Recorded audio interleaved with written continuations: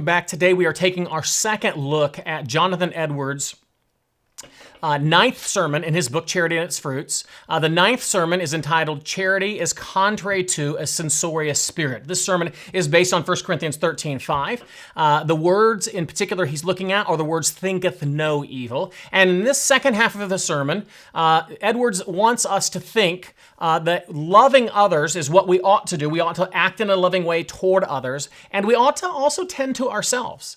And so let's think about how Edwards helps us think about this. First, he says that you should just notice about yourself.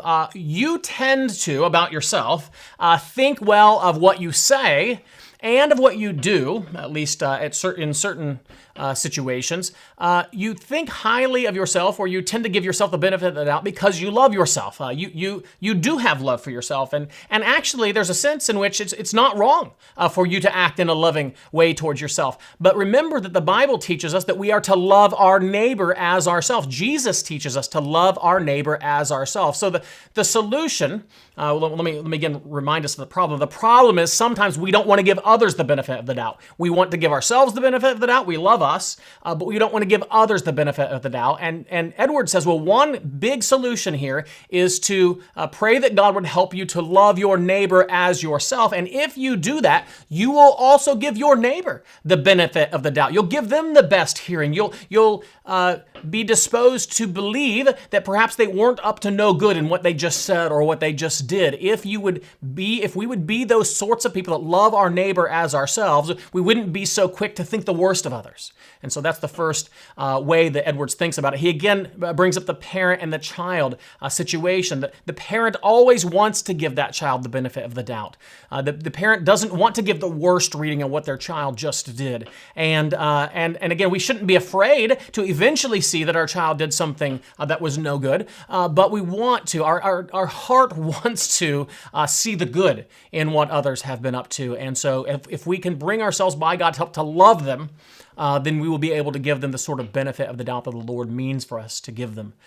Now, one of the other things that Edwards highlights is that it is our pride that leads us to a low judgment of others. If we are proud people, and so we are, in some senses, to our shame, happy to see the other person fail, and it comes from our own pride. And so what Edwards wants us to see is because we want to see, if we see that they're bad, then by default it sort of makes us look better. And what Edwards wants you to say is, look at yourself. Notice you have faults. Right? And yes, you see the faults of others, but it's not true that you don't have any faults. Yes, that person did wrong. It's not true that you don't do wrong. And it may be true that you, if you were to look at yourself, you actually sin in the exact same way that that person sinned, or perhaps you don't sin in that way. You just sin in a different way. And yet, either way, you are not the person who doesn't sin and that person's a sinner. No. They're a sinner and you're a sinner.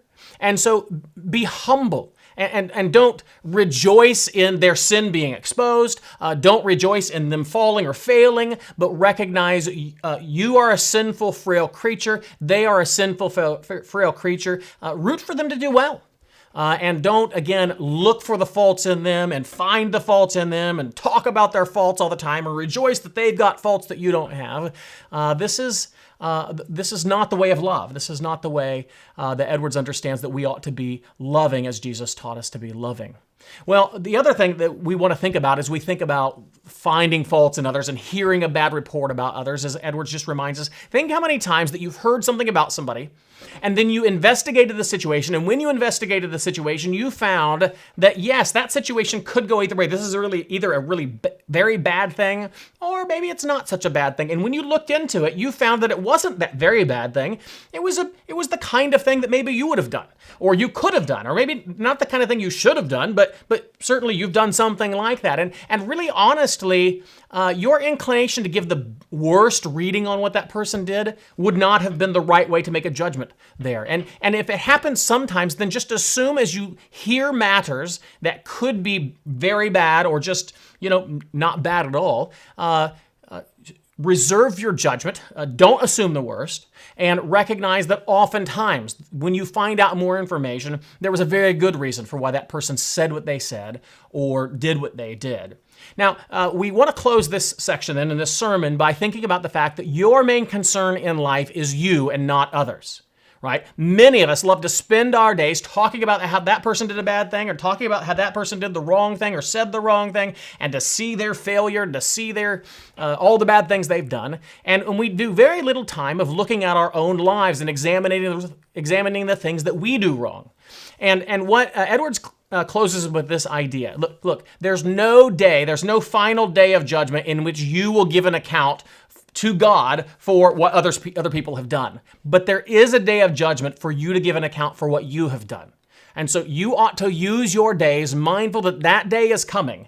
And since that day is coming, turn to observe your own life, examine your own ways, examine your own motives, and pray for God's help that you might, by His help, push away sin, walk in the Spirit, walk in righteousness and according to God's commands, and stop filling your days worrying about others. And so this, again, is the way of love.